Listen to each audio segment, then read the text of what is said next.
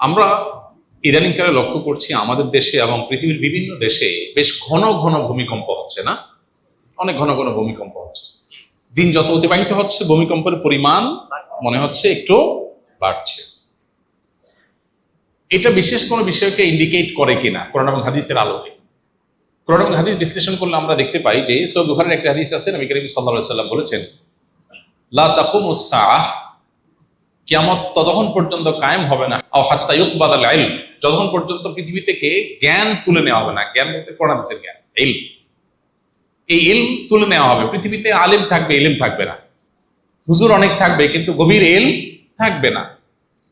তো ইলম এর আসল প্রাণ পৃথিবী থেকে উঠে যাবে। তারপর পৃথিবীর ধ্বংস হওয়ার সময় নিকটবর্তী হবে। এই হাদিসের এই পরের অংশে নবী আলাইহিস সালাম বলেছেন, ওয়াতাকফিরুজ জালাজিল, এবং ভূমিকম্পের পরিমাণ বাড়বে। কিয়ামত নিকটবর্তী হওয়ার আলামত হলো যে পৃথিবী থেকে এলেম উঠে যাবে, ভূমিকম্পের পরিমাণ বাড়বে। এই হাদিসের মধ্যে, যেটি বুখারীতে বর্ণিত হয়েছে, এই হাদিসের মধ্যে পরিষ্কারভাবে বোঝা গেল পৃথিবীর বয়স আয়ু শেষ হয়ে কিয়ামত নিকটবর্তী হওয়ার আলামত, ছোট আলামত আছে প্রায় 130টার বেশি। এটা নিয়ে আমাদের ছোট্ট একটা ছোটি বই আছে, সৌদি আরবের শেখ মোহাম্মদ আল আরিফি, ওনার একটা বই আছে, ওইটার আলোকে বইটা লেখা আমাদের অনেক আগে। ওখানে কিয়ামতের 141 আলামত নামে ছোট্ট একটা ছোটি বই ছিল, বইটা আমরা আবার প্রকাশ করবো ইনশাআল্লাহ। এই বইয়ে ওই 131 যে ছোট আলামত আছে, ছোট আলামত বলতে যেগুলো অনেক আগে থেকে দেখা দিবে, এই আলামতগুলোর ভিতরে একটা এই হাদিসের আলোকে উল্লেখ করা হয়েছে যে পৃথিবীতে ভূমিকম্পের পরিমাণ বাড়বে কিয়ামতের আগে। কিয়ামতের সময় কাছাকাছি আসলে যত কাছাকাছি হবে ভূমিকম্পের পরিমাণ বাড়বে। বৈজ্ঞানিক বহু ব্যাখ্যা আছে, কিন্তু কোরআন এবং হাদিস যখন বলে কোনো কিছু এবং সেটা যখন বাস্তবে খাটে, এটার বৈজ্ঞানিক কোনো ব্যাখ্যা খুঁজে পাওয়া যায় না। পৃথিবীতে 500 বছর আগে এটা হয় না, এখন কেন হয়েছে? অনেক উত্তরই সায়েন্স বা বিজ্ঞান দিতে পারবে না, কিন্তু কোরআন হাদিসে বলা আছে কি আমাদের আগে এখন এটা হবে, তখন এটা হবে। এগুলোর বেশিরভাগ, এই যে নবী সাল্লাল্লাহু আলাইহি ওয়াসাল্লাম যে সময় ভবিষ্যদ্বাণী করে গেছেন 131টা কিয়ামতের আগে, এর বেশিরভাগ কিন্তু ঘটে গেছে, এর বেশিরভাগ বাস্তবায়িত পৃথিবীতে হয়ে গেছে। এটাই হলো তার আল্লাহর নবী এবং রাসূল হওয়ার অনেক বড় একটা প্রমাণ। তো যাই হোক, পৃথিবীতে এই যে আপনার ভূমিকম্পের পরিমাণ বাড়বে, এটা কি আমাদের আলামতের মধ্যে থেকে একটা। আমাদের উচিত হলো ইস্তেগফার করা, আল্লাহর দিকে ধাবিত হওয়া, নির্মাণ সংক্রান্ত যে সমস্ত নীতিমালা আছে, গাইডলাইন আছে, সেগুলোকে ফলো করা।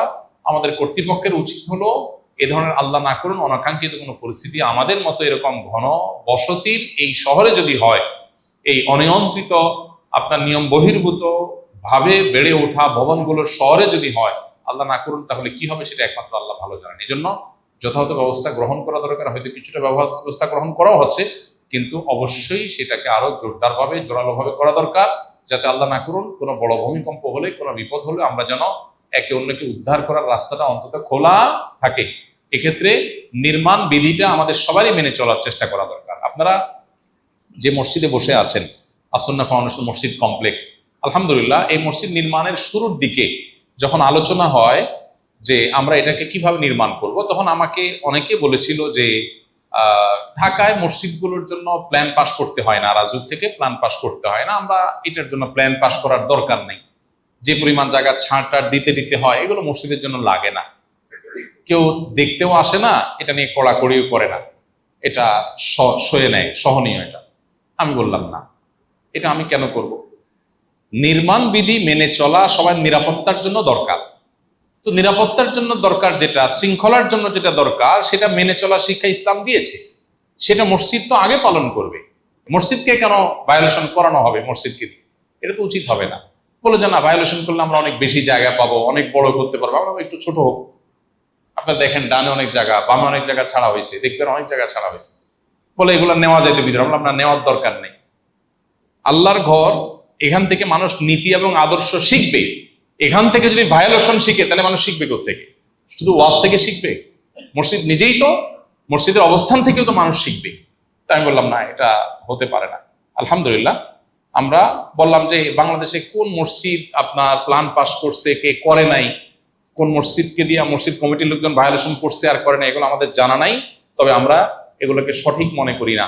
যেটা মানুষের জন্য কল্যাণকর সেটা করলে আল্লাহ সওয়াব দেন, যেটা মানুষের জন্য ক্ষতিকর সেটা করলে আল্লাহ গুনাহ দেন।